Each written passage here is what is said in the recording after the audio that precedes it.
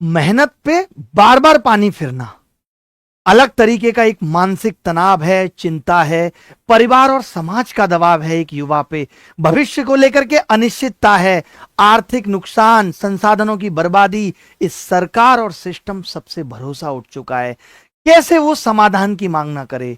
बात करते हैं एसएससी सीजीएल 2024 से शुरू करते हैं। जब से ये शुरू हुआ तब से लगातार बच्चों को दर्द दिया है, और ऐसा नहीं है कि ये दर्द अभी सिर्फ सीजीएल 2024 में मिला है, ये दर्द लगातार 2017, 18, 19, 20 से बच्चों को मिल रहा है। बस कोई आवाज ठीक से नहीं उठा पा रहा था, कोई अपनी आवाज से इस सिस्टम को और इस कमीशनों को जगा नहीं रहा था। आप देख लीजिए, प्री एग्जाम से लेकर के हाई कट ऑफ तक, VH, OH, PWD, high marks due to scribe, उसके बाद रिजल्ट का इतना बड़ा झोल, नॉन एलिजिबल लोगों को क्वालिफाई करना। जब ये लड़ाई कोर्ट में गई तो रिजल्ट रिवाइज किया गया, 1134 लोग और इन हुए, जिनमें से कुछ लोग फाइनल नौकरी लेकर के अपने घर के चिराग को रोशन करेंगे। आपको याद होगा कि मैंने आवाज उठा के दिखाई थी एक लंबी सी लिस्ट कि काफी सारे लोग लगातार सेलेक्ट हो रहे हैं, जिस लिस्ट को बहुत वायरल करके यह भी कहा गया कि ये तो वीएच कैंडिडेट हैं, ये तो ईमानदार हैं, इन पे आवाज कैसे उठाई जा रही है। मैं मानता हूं कि कुछ लोग ईमानदार हैं, लेकिन जो लोग भ्रष्ट तरीके से उन ईमानदार लोगों का हक खा रहे हैं, उनके खिलाफ तो आवाज उठाना बनता है ना। आप देखिए, जब बच्चों ने लगातार हमें ऐसे बच्चों के बारे में फिर से बताया कि सर ये वही बच्चे थे जिनके ऊपर आप आरोप लगा रहे थे कि ये गलत तरीके से प्री में नंबर लेके आए, आज आप इनके मेंस का आलम देखिए। ये वीएच कैंडिडेट 132 नंबर प्री में, सोचिए, और मेंस में इनकी हालत क्या है, -20, क्योंकि एसएससी ने 26 दिसंबर को तमाम ऐसे शक के आधार पर लोगों को लीगल नोटिस जारी किए थे। तो जो स्क्राइब उनके साथ प्री में गए, उन्होंने मीन्स में जाने से मना कर दिया, कोई रिस्क नहीं लेना चाहता।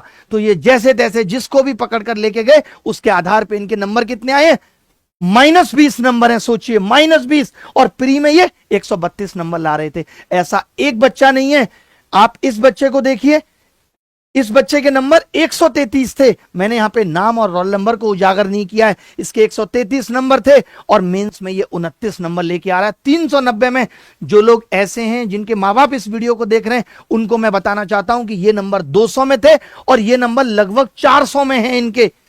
यही मेरी आवाज थी, ऐसा एक बच्चा नहीं। देखिए 116.5, 80 नंबर, और ऐसे कितने बच्चे हैं ये देखिए आप। इन भाई साहब को देखिए, इनके 145 नंबर थे प्री में और 158 हो गए थे नॉर्मलाइज्ड होके, और मेंस में इनका -1 नंबर आया है। आज आपसे मैं पूछना चाहता हूं कि अब इन्हें बुरा ना लगे या इनसे क्या कहा जाए। यही मेरी बात थी कि भैया, डिजर्विंग लोगों का हक मारा जा रहा है। जो और बच्चे इस एग्जाम में इनकी जगह आकर के नौकरी ले सकते थे, उनके हक को कुचल दिया गया। इसी के खिलाफ हमारी आवाज थी। फिर भी हम न्याय दिला पाए, लेकिन हम और भी बच्चों को न्याय दिलाना चाहते थे, और न्याय और बच्चों को मिलना भी चाहिए था कि ऐसे लोग आके उन लोगों का भी हक मार रहे हैं। ये सच में कैसे वीएच कैंडिडेट हैं। मेरी सिंपैथी है, मेरी सहानुभूति है उन सभी वीएच, पीडब्ल्यूडी और ओएच कैंडिडेट के साथ, बट उनके साथ एकदम नहीं है जो इस तरीके से फ्रॉड करके सरकारी नौकरी को हत्या रहे हैं। मैं एकदम उनके खिलाफ खड़ा हूं जो गलत तरीके से दूसरे जेन्युइन और डिजर्व कैंडिडेट का हक मार रहे हैं, क्योंकि वो बच्चे तो मल्टीपल डिसेबिलिटी वाले भी हैं, वो नहीं अच्छा परफॉर्म कर सकते। और ऐसे बच्चे जो स्क्राइब के दम पे 158 नंबर ले आते हैं और मेंस में इनकी हालत -1 पे आके अटक जाती है, ये एसएससी को नहीं दिखता। और ऐसे इसमें कई बच्चे मुझे मिले जो सीएचएसएल के रिजल्ट में भी ऐसा था, और अगर सीएचएसएल के रिजल्ट में ऐसा था तो एसएससी ने उनको सीजीएल का एग्जाम कैसे देने दिया, उनको डिबार्ड क्यों नहीं किया। ये तो कल को फिर एग्जाम देंगे और फिर से नए तरीके का स्कैम लेकर आ जाएंगे। क्या कार्रवाई की एसएससी ने? क्या किसी ऐसे बच्चों की लिस्ट जारी की जिनको आपने डिबार्ड किया है? बल्कि आपके दोनों लिस्ट में बच्चे कॉमन है।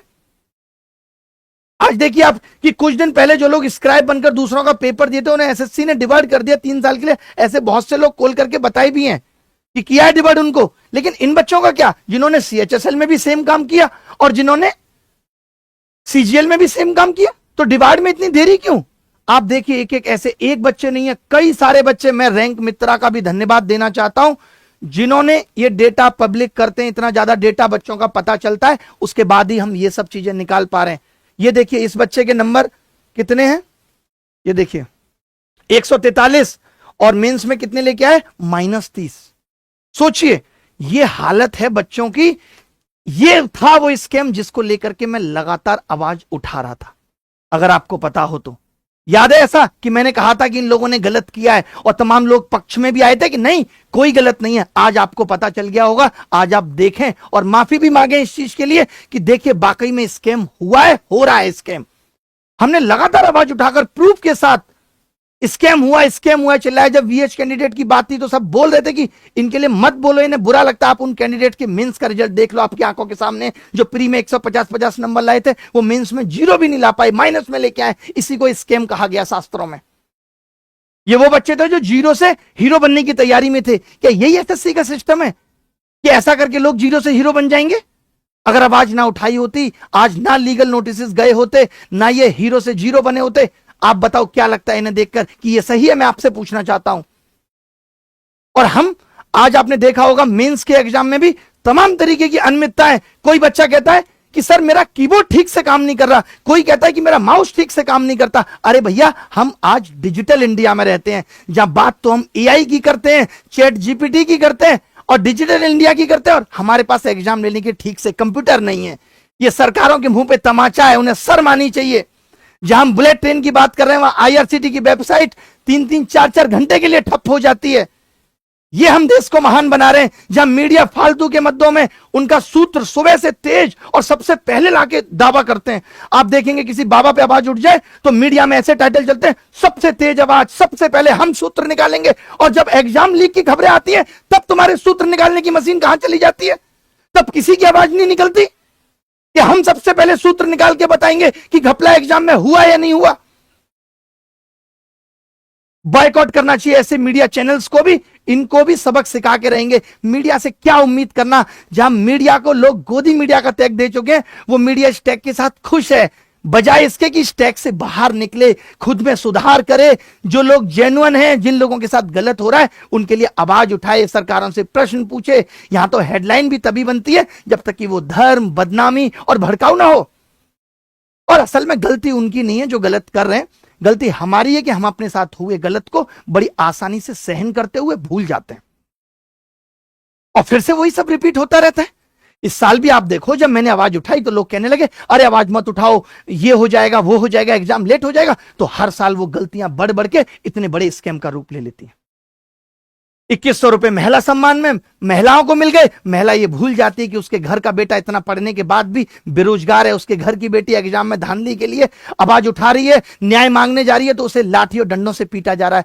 ये सब युवा नेता नहीं, जो अपने आप को युवा कहते हैं, बुढ़े नेता जिनकी जिंदगी कुछ सालों की है, वो सब देश को युवाओं के साथ जो हो रहा है उनको क्या ही फर्क पड़ेगा। उनको तो पता है कि मैं अगले 4 साल या 5 साल में निकल जाऊंगा।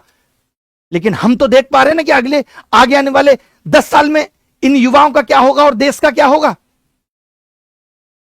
आपने खुद देखा होगा, कुछ सालों से पहले वोटिंग के टाइम पे पेट्रोल कम किया जाता था, महंगाई कम की जाती थी, टैक्स में रिलीफ दे दिया जाता था, भर्तियां निकाली जाती थी, काम किया जाता था। बट अब क्या होता है, क्योंकि लोगों ने भी उस पर बात करना बंद कर दिया, मीडिया ने भी उस मुद्दे को उठाना बंद कर दिया। अब क्या होता है, आप सोच लो, चुनाव अब किस आधार पर लड़े जा रहे हैं, कितने गंदगी से चुनाव लड़े जा रहे हैं। क्या ऐसा कोई रिलीफ अब चुनावों से पहले भी मिल रहा है? बिल्कुल नहीं मिल रहा, क्योंकि राशन देकर, पैसे देकर भोले लोगों को ऐसे डुबोया जा रहा है, और अपने घर के बेटे बेटियों के अधिकार को दबाने वाले नेताओं को बिना समझे हम वोट दे आते हैं।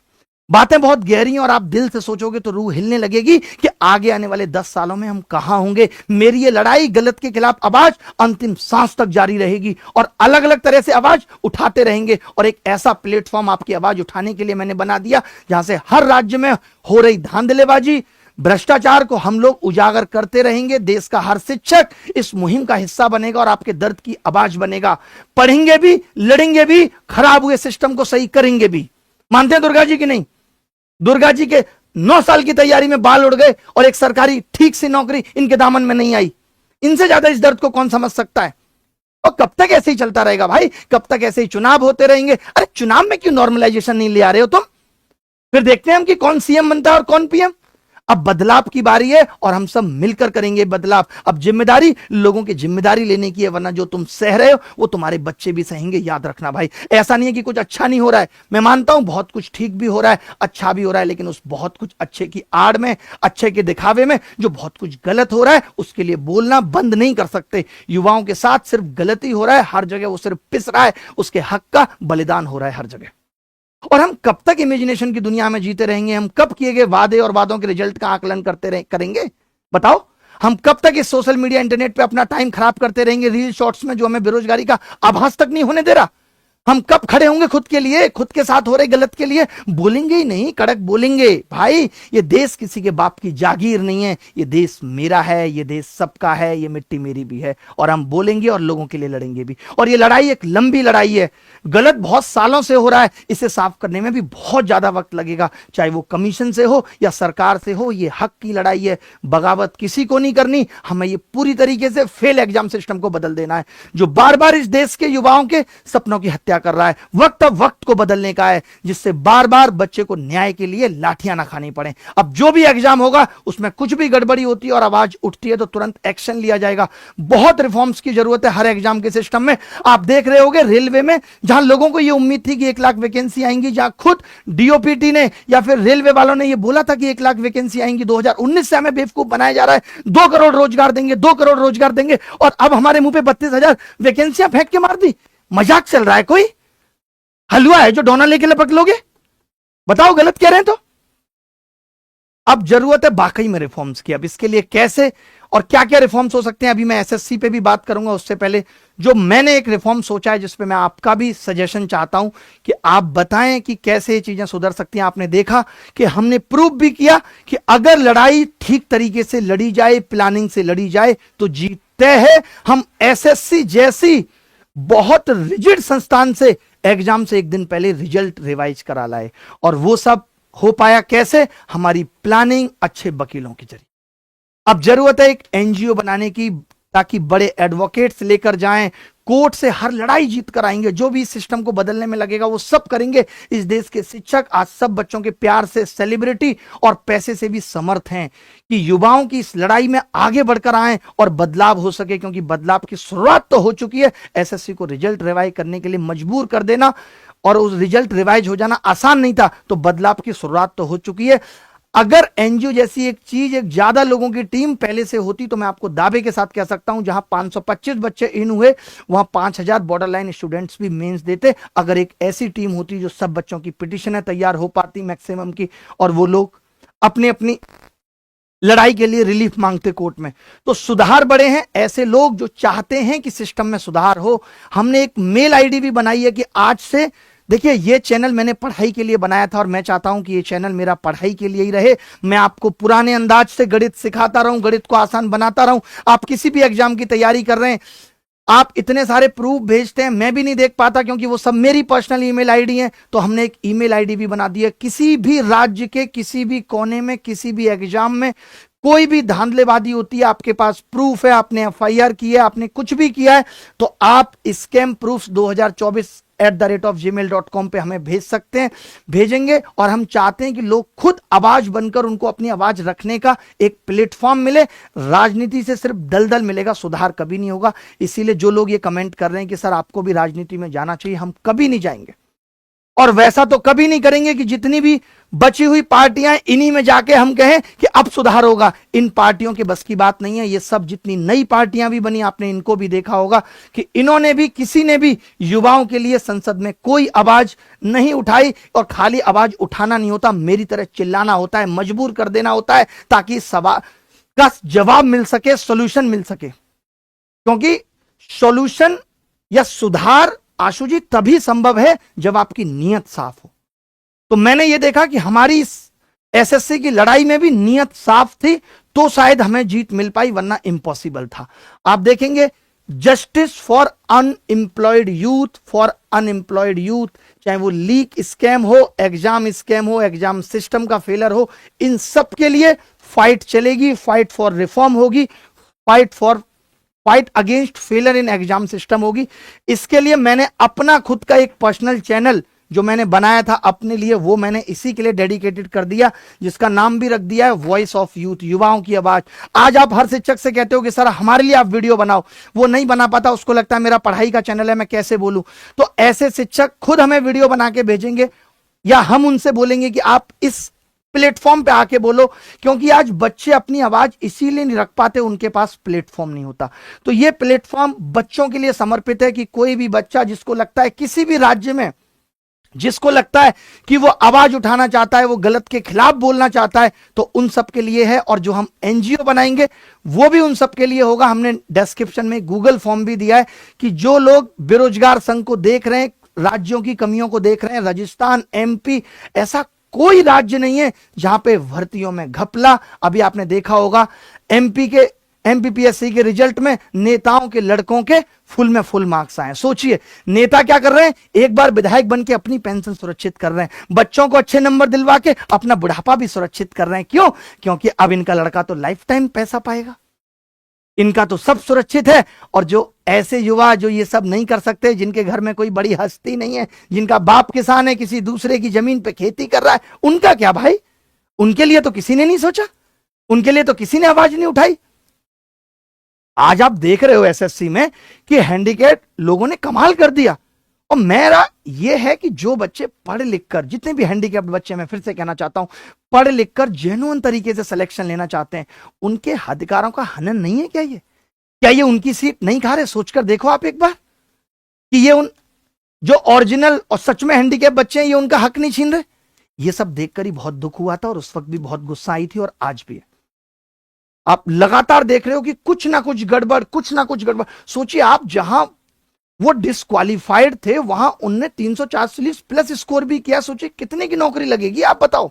आप देखो आज डेटा, जितने भी बच्चे नॉन क्वालिफाइड थे, मैं उनकी बात कर रहा हूं, उन्होंने 340 प्लस स्कोर वाले भी 2-4 बच्चे हैं। और जितने भी बच्चे नॉन क्वालिफाइड थे, आपको याद होगा जो हमने दिखाए थे पलाश जैसे बच्चे, इन्होंने कहा था कि हम ऐसे बच्चों को नौकरी नहीं देंगे, लेकिन इन्होंने उनके मेंस तक के एडमिट कार्ड जारी कर दिए, और उन्होंने मेंस तक दिया है। माजरा क्या है आप बताओ?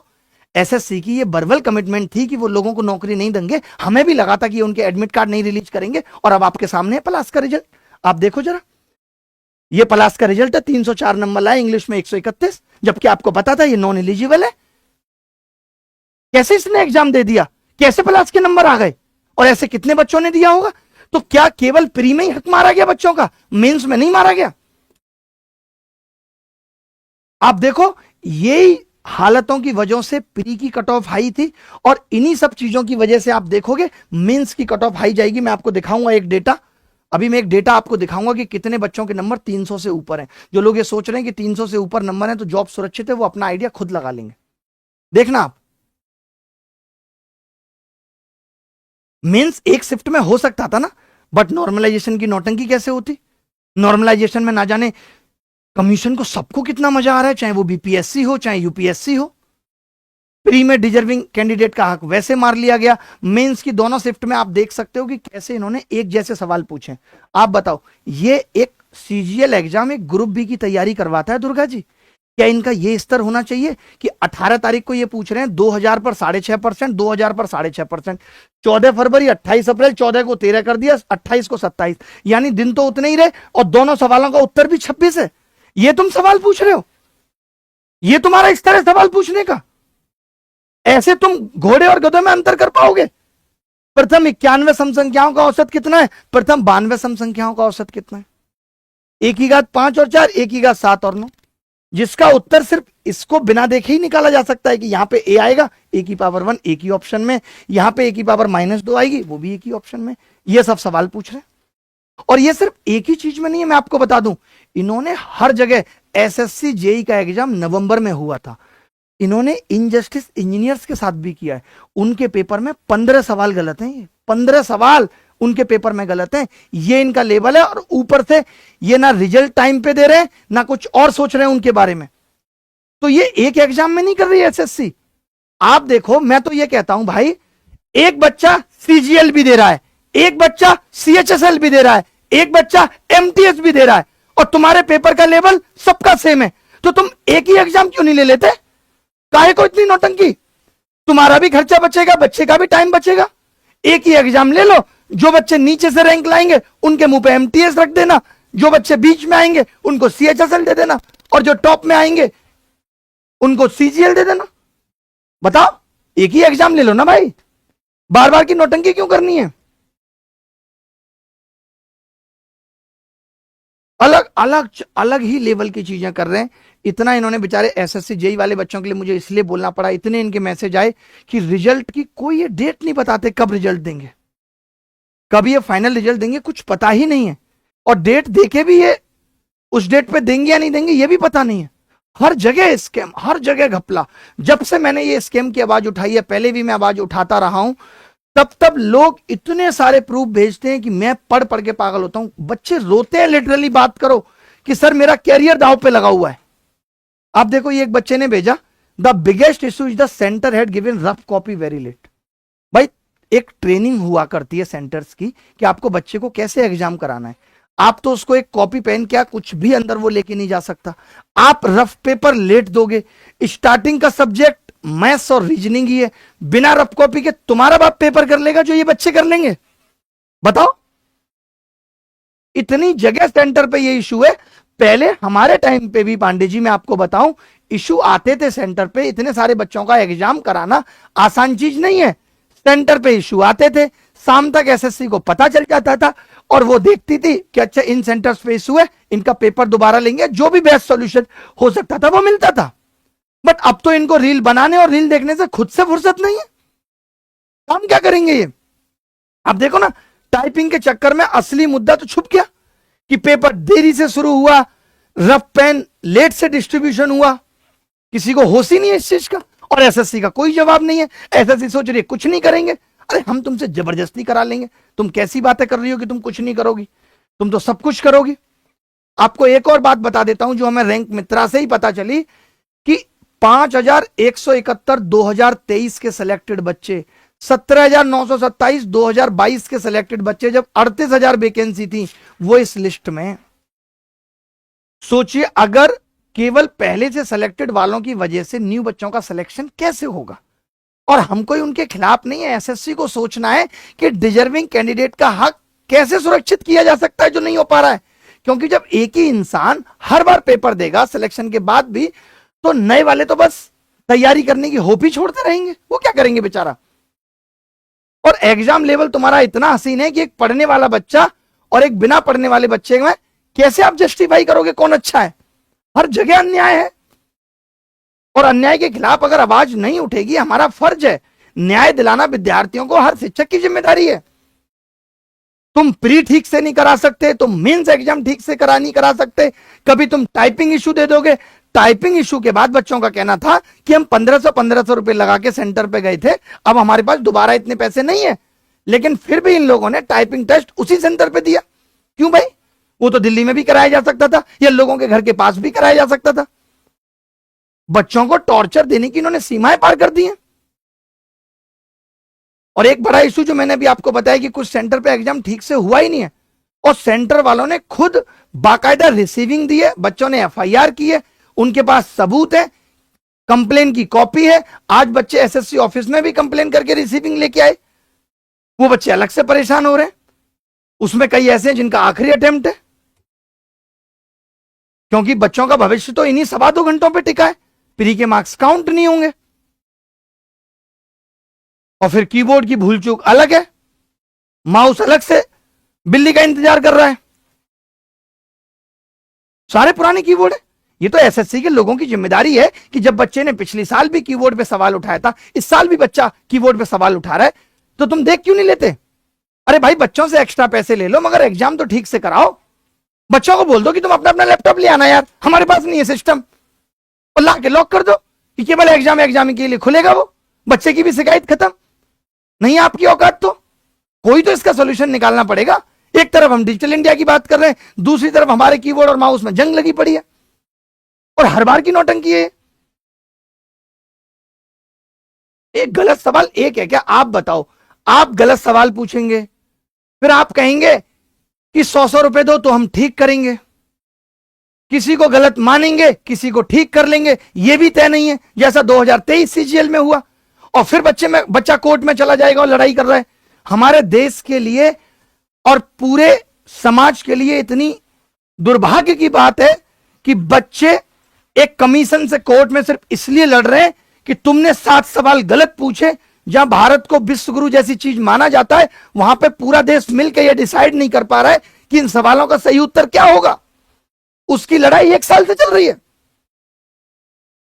वो बच्चा अलग से फ्रस्ट्रेट है कि मुझे नौकरी मिलेगी या नहीं मिलेगी, मैं नौकरी में रहूंगा या नहीं रहूंगा। तो वो तो दोबारा पेपर देगा ही, बताओ आप। और अभी भी आपने ऐसे सवाल पूछे, आप सोचिए भाई 2.25 घंटे हैं, गिनती के सवाल हैं जो सिलेक्शन कराएंगे, उसमें तुम 8 सवाल गलत पूछ लोगे, उसकी अलग लड़ाई है। आज जो बच्चा 310 प्लस नंबर भी ला रहा है ना, उसको तक नौकरी कैसे मिलेगी भगवान जाने। आप देख लेना, एक लिस्ट आपको दिखा रहा हूं, ये देख लो आप, ये लिस्ट देख लो कि 310 से ऊपर 20,000 बच्चा है। 310 से ऊपर है 20,000 बच्चा भाई। और एक बात बताओ, वैकेंसी 17,000 18,000 है, तो मुझे तो लगता है इसमें से भी 2,000 लोग छटेंगे। और ये तो डेटा वो है जो पूरा भी नहीं है अभी। आप देख लो, मेंस की कट ऑफ आपके आंखों के सामने है। अब बाद में दुखी मत होना कि मेंस की कट ऑफ में कुछ अलग हो गया। 310 नंबर का मतलब समझ रहे हो भाई, लगभग 80% नंबर। भाई कौन से एग्जाम में ऐसा होता है बताओ जरा। ये पेपर का स्तर इतना तक नहीं ठीक कर पा रहे कि गधे और घोड़ों में फर्क किया जा सके। भाई क्या चाहता है कमीशन, मैं पूछना चाहता हूं कमीशन को। क्वेश्चन का लेवल इनसे सही होना नहीं है, क्वेश्चन को ठीक तरीके से रिसर्च करके हम बनाएंगे नहीं। जीएस में अनएक्सपेक्टेड एकदम अनाप शनाप सवाल पूछेंगे। तो जो 2025 में वो छात्र सिलेक्शन लेने की सोच रहा है, उसकी कमर तो तुमने आज ही तोड़ दी। वाकई में वक्त है कि सभी शिक्षक और छात्र मिलकर ये लड़ाई लड़ें, तभी संभव है। अब ट्विटर ट्रेंड या वीडियो जारी करने से कुछ बहुत नहीं होने वाला है। बात एसएससी तक डायरेक्टली पहुंचेगी, वो भी थ्रू कोर्ट। मजबूर किया जाएगा ये सब सुधार करने के लिए। अब हम सब अगर अपने सिलेक्शन गिनवाने के पीछे पड़े रहेंगे कि 18 जनवरी को कि भैया मेरे बच्चे के 350 नंबर हैं, मेरे बच्चे के 354 हैं, सारे गणित वाले शिक्षकों की तो बताऊं वही सब क्रेडिट ले रहे हैं। मैंने इंग्लिश वाले शिक्षक एक आधी कोई देखा हो जो कह रहा हो, जबकि इंग्लिश वाले शिक्षकों के बच्चों के 135 से कम है ही नहीं। इंग्लिश का पेपर इतना आसान था। वो बेचारा 135 नंबर दिलाकर भी ढिंडोरा नहीं पीट रहा है जितना हम गणित के शिक्षक 90 नंबर दिला के पीट रहे हैं। वो भी उस गणित में जहां जब मैं 8वीं में पढ़ा करता था तो ये सवाल 30 में 29 तो सही कर देता भाई। ये गणित का लेवल है। आप करते रहो गिनती, और 18 जनवरी सेंटर वालों की गलती की वजह से पता नहीं कितने छात्रों का 2 साल की मेहनत बर्बाद हो गई, उसकी गिनती कोई नहीं कर रहा। आपको बता दूं, जो हम 300 प्लस बच्चों का गुणगान कर रहे हैं, ऐसा भी हो सकता है कि इन बेचारों का हो भी ना, क्योंकि आप देख रहे हैं 310 से ऊपर कितने बच्चे हैं। प्रॉब्लम एक और बड़ी है, इसमें रिपीटर ऑलरेडी सेलेक्ट लोगों को बाहर की, किसी को होम पोस्टिंग चाहिए, किसी का दिल अब एएसओ में नहीं लग रहा है। और इसमें खैर कुछ गलत भी नहीं है, सबको हक है। बट प्रॉब्लम बड़ी ये है कि इन लोगों को इस बार मिली नौकरी भी रास नहीं आई और इन्होंने इसको नहीं ज्वाइन करने का फैसला लिया, तो वो जो सीट खाली होगी वो कब तक खाली पड़ी रहेगी। तो किसी ऐसे बच्चे को मिल सकती थी जिसका आखिरी अटेम्प्ट हो, अपने माँ बाप की जो आखिरी उम्मीद हो। दिक्कत क्या है ना, कमीशन सोचता है 18,000 वैकेंसी है, सरकार ने बोला हुआ है कमीशन को कि भैया ऐसा है 5,000 फिल करो, 13,000 खाली रह जाएंगी, हम अगले साल लेके आएंगे। और फिर ये उसी को जोड़ के तो बोल देते हैं 2 करोड़ रोजगार। वैकेंसी रिपीट मोड पे चल रही है, कैसे ढिंडोरा पीटेंगे कल को कितनी वैकेंसी आई है। इनको तो खाली रखनी है वैकेंसी, इनकी मंशा है कहां वैकेंसी को फुल करने की। तभी तो आपने देखा होगा यूपी में भी एसआई की ज्वाइनिंग 2-2.5 साल बाद हुई थी, लोगों को ट्रेनिंग करा के छोड़ दिया था इन्होंने। यह स्थिति थी यूपीएसआई में, आज से 2-3 साल पहले की बात बता रहा हूं। अगर आप चाहते हैं कि इतना सब होने के बाद भी जेन्युइन लोगों को नौकरी मिल सके, तो कुछ चीजों का होना जरूरी है। मैं ये कह रहा हूं, अब बात आती है कि बच्चों का कहना है कि वेटिंग लिस्ट, जैसा हमारी बात हुई एसएससी के लोगों से भी कि वेटिंग लिस्ट अभी तो एक टफ टास्क है, आसान नहीं है। समझना ध्यान से कैसे। बैंक पीओ में एक ही नौकरी होती है, पीओ की होती है एक ही नौकरी, वहां वेटिंग लिस्ट है। 100 पीओ सेलेक्ट हुए, 3 ने छोड़ दिया, आपने 101, 102, 103 को उठा लिया। यहां दिक्कत क्या है कि यहां 18 तरह की नौकरी है। अब मान लेते हैं 17,000 18,000 वैकेंसी है, 18,000 एक वाले बच्चे को वेटिंग में रख दें, तो वो जो एक वाला बच्चा उसको कौन सी नौकरी देंगे आप बताओ। आप कहोगे मान लेते हैं किसी ने इनकम टैक्स इंस्पेक्टर छोड़ दिया, तो आप वो इनकम टैक्स इंस्पेक्टर उसको दे दोगे? तब तो जो बच्चा टीए लेके बैठेगा वो कहेगा आपने हमसे क्यों नहीं पूछा, हम तो पहले दावेदार थे इसके। तो यहां पे पोस्ट प्रेफरेंसेस इतनी ज्यादा है। अब आप कहेंगे यूपीएससी में भी ऐसा होता है, तो क्या आपने कभी सुना यूपीएससी में जिनको वेटिंग लिस्ट में रखा गया उनको कभी आईपीएस या आईआरएस भी मिला? कभी सुना आपने? जबकि वैकेंसी तो वहां भी खाली रहती होंगी, कुछ लोग आईआरएस भी छोड़ते होंगे, नहीं मिला ना। तो इसका जो सबसे बेहतरीन तरीका है, जो सबसे जल्दी सॉल्यूशन दिया जा सकता है, वो ये है कि पहले तो एसएससी फाइनल आंसर की रिलीज करे विद रैंक, कि आपकी रैंक इतनी है और ये फाइनल आंसर की है। दूसरी चीज वो रिलीज करे कि हर राज्य में इतनी इतनी वैकेंसी है, रीजन के हिसाब से वैकेंसी बताए कि भैया जीएसटी की वैकेंसी दिल्ली में 10 है, मुंबई में 500 है, ये वो बताए। तीसरी चीज है कि वो पोस्ट प्रेफरेंस के साथ साथ स्टेट प्रेफरेंस भी फिल कराए। आप कहेंगे कुछ नया सा नहीं है, नया नहीं है। 2012 में जब हमारा सिलेक्शन हुआ था तब हमें पता था कि हम दूर नहीं रह पाएंगे घर से, हमें मम्मी की याद आती है, उस टाइम की बात कर रहा हूं मैं। तो हमने भैया नौकरी तो सारी भर दी थी और राज्य हमने भरे थे 5, दिल्ली, राजस्थान, मध्य प्रदेश, यूपी और महाराष्ट्र की। हमें मुंबई में एक्टर बनना है। तो अगर ये स्टेट प्रेफरेंस बच्चे को मिल जाती है, और इसको भी इनको 2 राउंड में कराना पड़ेगा। आप में से बहुत सारे लोगों को नहीं पता हो, अपने भैया या चाचा से पूछना AIEEE में क्या होता था। फर्स्ट राउंड काउंसलिंग होती थी, आपको जो कॉलेज मिल गया मिल गया। अब जो कॉलेज आपको नहीं मिला किसी बच्चे को, या किसी बच्चे ने वो कॉलेज नहीं लिया, छोड़ दिया, पहले उससे पूछा जाता था कि छोड़ दिया, तो जो सेकंड राउंड काउंसलिंग होती थी उसमें वो बची हुई सीटें भरी जाती थी।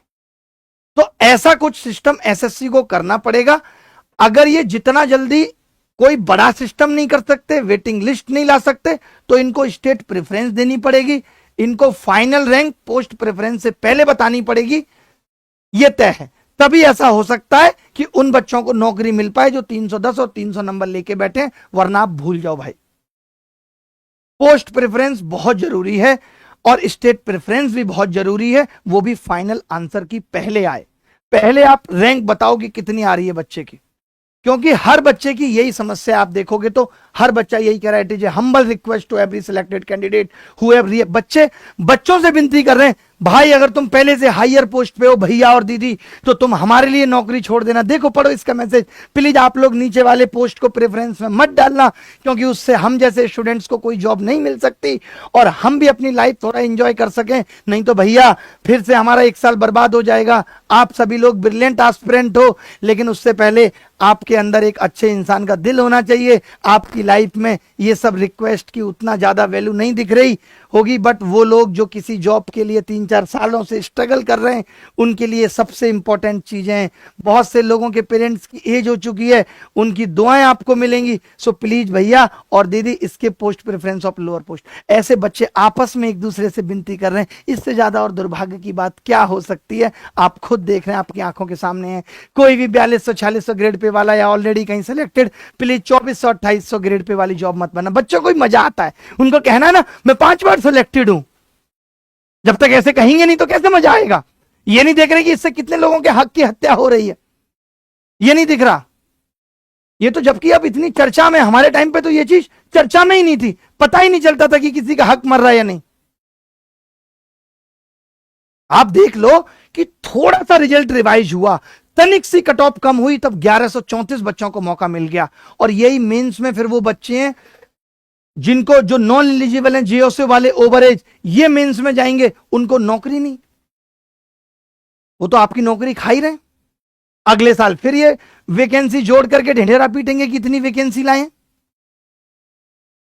बताओ। तो सबसे जरूरी है कि वेटिंग लिस्ट जारी हो, या वेटिंग लिस्ट का ऑप्शन हो कि क्या हो सकता है। आप सबको पता है इन सब चीजों के लिए already we are in court, हम कोर्ट में हैं। चीजें वाकई ठीक करनी है तो जी जान लगानी पड़ेगी हर तरीके से। और जो बच्चे लास्ट अटेम्प्ट वाले हैं उनको या तो 1 जनवरी 2025 से एज काउंट करा के रहेंगे या उनको एक अतिरिक्त अटेम्प्ट मिलेगा, क्योंकि ये एसएससी की गलती की वजह से बाहर हुए हैं। आप उसके लिए 1% भी चिंता ना करें। आप सबके सामने प्रूफ है कि हमने ताकत लगाई है बच्चों ने, तो रिजल्ट रिवाइज हुआ है। और हो सकता है कि बट अब सब साथ आएंगे, सारे शिक्षक भी साथ आएंगे, तो और भी लड़ाई को आगे ले जाया जा सकता है। और ये तभी संभव है कि एटलीस्ट अब लोगों को आगे बढ़कर पैसे से भी बच्चों की मदद करनी चाहिए। क्योंकि सोचिए जिसका लास्ट अटेम्प्ट था उसके ऊपर क्या बीती है, उसका क्या सॉल्यूशन है। तो या तो उसकी रिकॉग्निंग जो एज है एसएससी वो 1 जनवरी से काउंट करे, ये अगस्त से करते हैं, इनका अलग लेवल है, या फिर आप अगस्त से ही कर रहे हो तो उन बच्चों को एक एक मौका और मिलना चाहिए जो सिर्फ और सिर्फ फेल हुए एसएससी की गलती की वजह से। मैं भी यहां सारे बड़े रेस्पेक्टेड टीचर से हाथ जोड़ के निवेदन करता हूं, चाहे वो अलग पांडे सर हैं फिजिक्स वाले, आप जानते हैं उनके यहां भी एसएससी का बच्चा पढ़ता है। खान सर हैं, खान सर से आज मेरी सुबह 10 मिनट बात भी हुई और उन्होंने वादा भी दिया कि हम 110% आप सबके साथ हैं। चाहे वो राकेश यादव सर हैं, नीतू मैम है, रैंकर गुरुकुल्स की पूरी टीम है, एसएससी अड्डा वालों से भी मैं कहना चाहता हूं आप भी एसएससी पढ़ा रहे हैं, आपको भी बच्चों की इस लड़ाई में साथ देना चाहिए। फाइनेंशियली आप लोग इतने बड़े बड़े जाइंट हैं जिन्होंने हजारों, 2000, 3-4 हजारों करोड़ रुपए इधर से उधर किया है, लगाया है एजुकेशन के लिए। तो अब वारी है कि बच्चों की इस लड़ाई में भी आप साथ दें। एसएससी के हमारे स्पेशल टीचर सब साथ दे भी रहे, मैं ऐसा नहीं कह रहा हूं, चाहे वो परमार सर, रानी मैम, कोई भी हो, Mohit Goyal sir, Bhutesh sir, RWA वाले अंकित भाटी सर, कि ये सब भी अगर साथ आएंगे तो बच्चे भी से भी ये रिक्वेस्ट रहेगी कि अपने अपने टीचर्स को वो कहें। ये बच्चों को भी इस चीज में जिम्मेदारी उठानी पड़ेगी और तुम्हें खुद भी जुड़ना पड़ेगा। ऐसे लोग जो हमारी तरह ही सिस्टम को सुधारना चाहते हैं, मेरी उन सब से भी गुजारिश रहेगी कि हमारे आप इस मुहिम में साथ दें कि ये चीज को हम आगे ले जा पाए। कभी भी किसी भी एग्जाम में कोई धांधली हो तो हमारे पास तुरंत उसको ठीक करने का समाधान हो कि हम तुरंत कोर्ट जा सकें। क्योंकि जैसे इन चीजों में देरी होती है, अब आप देख रहे होंगे 2023 में क्या हुआ है, देरी इतनी हो गई कि अब ये लग रहा है कि न्याय मिलेगा भी तो और लोगों के साथ अन्याय हो जाएगा जो ऑलरेडी सेलेक्ट होकर बैठे हैं। ये सबसे बड़ी दिक्कत होती है कि जब जब न्याय मिलने में देरी होती है तो जिनको न्याय मिल चुका होता है उनके साथ अन्याय हो जाता है। आप समझ सकते हैं 2023 का अगर रिजल्ट रिवाइज हो तो उन बच्चों पे क्या बीतेगी जो ऑलरेडी सेलेक्ट हैं। तो हम यही चाहते हैं कि आगे जब भी ऐसी दिक्कतें आए, न्याय मिलने में दिक्कत ना हो। उसी के लिए हमने ये प्लेटफॉर्म बनाया आप सबके लिए कि आप सबकी भी वीडियो, आप सबको लगता है कि आपने इस पे कहीं स्कैम होता हुआ देखा, आपकी आंखों के सामने हुआ, आपने रिकॉर्ड किया, आप कुछ बोलना चाहते हैं तो इस चैनल के माध्यम से, वॉइस ऑफ यूथ के माध्यम से आप अपनी बात रख सकते हैं। जब भी किसी एग्जाम में धांधली या किसी भी चीज की खबर आएगी, सबसे पहले आकर के हम आपको बताएंगे और कैसे उसको ठीक करेंगे, तुरंत उसकी प्लानिंग भी बताएंगे। हमने एक गूगल फॉर्म दिया है, आप उसमें सजेशन भी हमें दीजिए कि कैसे हम ये लड़ाई लड़ सकते हैं। मैं मध्य प्रदेश हो या फिर राधे जाट जी जो हमारे कहां से हैं, इंदौर से, जो मध्य प्रदेश की इन सब चीजों को देखते हैं, तो ऐसे लोगों को भी हम साथ जोड़ेंगे। बट एक रिक्वेस्ट ये रहेगी कि इस चीजों का किसी भी ऐसी पार्टी से जो ऑलरेडी है कोई लेना देना नहीं है। हम ऐसे किसी भी बंदे को इस अपने मिशन में शामिल भी नहीं करना चाहते, क्योंकि हम इसको खराब नहीं करना चाहते। हमने जिस नियत से शुरू किया है, हम ऐसी नियत वाले लोगों के साथ ही इसको आगे ले जाना चाहते हैं।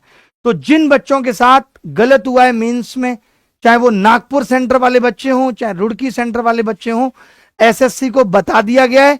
नहीं मानेंगे, नहीं कोई नोटिस जारी करेंगे तो फिर से उनको कोर्ट में बुला के सवाल पूछवाएंगे कि आपने इन बच्चों का अभी तक सॉल्यूशन क्यों नहीं किया।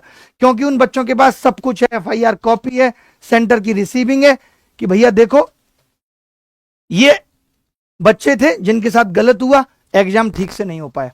तो इन सब चीजों पे भी काम चल रहा है। अब इस चैनल पे मुझे नहीं लगता कि वीडियो बनाने की जरूरत है। अब हम कल से पढ़ाई स्टार्ट करते हैं, कुछ अच्छे वीडियो गणित के जो आपको गणित और जिंदगी दोनों सिखा पाएंगे वो लेकर आते हैं। जब भी स्कैम की कोई बात होगी, कोर्ट की अपडेट होगी, मैं खुद भी और भी हमारे साथी शिक्षक भी इसी चैनल पे। अब किसी टीचर को जरूरी नहीं है कि वो अपने चैनल पे अगर वीडियो नहीं बनाना चाहते तो हम उनसे कह सकते हैं कि वो इस पे बनाए और इसको नॉन प्रॉफिटेबल रखा जाएगा। ये कोई मोनेटाइज नहीं किया जाएगा, इस पे कोई भी एड या कुछ आपको नहीं दिखेगा। धन्यवाद, थैंक यू, ख्याल रखिएगा, खुश रहिएगा।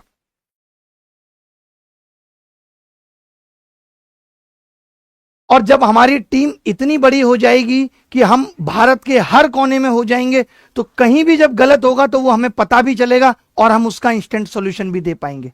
ठीक है, तो सबका साथ मिलेगा तो हम लोग इन सब चीजों से लड़ पाएंगे। मैंने इतनी सारी बातें कही, मेरे मन में अपार दुख है, अपार परेशानी है, क्योंकि मैं हर एक उस दौर से गुजरा हूं जिससे आप गुजर रहे हैं। मैं हर एक उस परेशानी से गुजरा हूं जिससे आप गुजर रहे हैं। हम भी प्री क्वालिफाई होने पे पागल हो जाते थे और ऐसे ही देखा करते थे रहा कि हमारे साथ गलत हो रहा है, कोई मदद करने वाला आ जाए। 2013 का प्री पेपर आउट हुआ, नहीं सुनी एसएससी ने, हमारा मेंस तक करा लिया, मैंने दिया था वो एग्जाम, और उस दौरान ही हमें टीचिंग में अपना कैरियर बनाना पड़ा। तो धन्यवाद, थैंक यू, बाय बाय, खुश रहिएगा। और ये जो वॉइस ऑफ यूथ हमने बनाया, ये केवल एक प्लेटफॉर्म नहीं है। देश के शिक्षित युवा जो सिस्टम की कमियों की वजह से परेशान है, हताश हैं, ये उन सब की आवाज बनेगा। ये आवाज उन मेहनतकश युवाओं की जो पीड़ित हैं पेपर लीक, धांधली, घोटालेबाजों से, उन सब की आवाज बनेगा। हम सब मिलकर इस प्लेटफॉर्म के जरिए देश के तमाम उन सभी परेशानियों, अन्यायों के खिलाफ आवाज बुलंद करते रहेंगे और इस परीक्षा तंत्र को सुधार करके युवाओं का विकसित देश बनाएंगे, जहां हर किसी की आवाज सुनी जाएगी। युवाओं के साथ देश भी तरक्की करेगा। जय हिंद, जय भारत, जय युवा।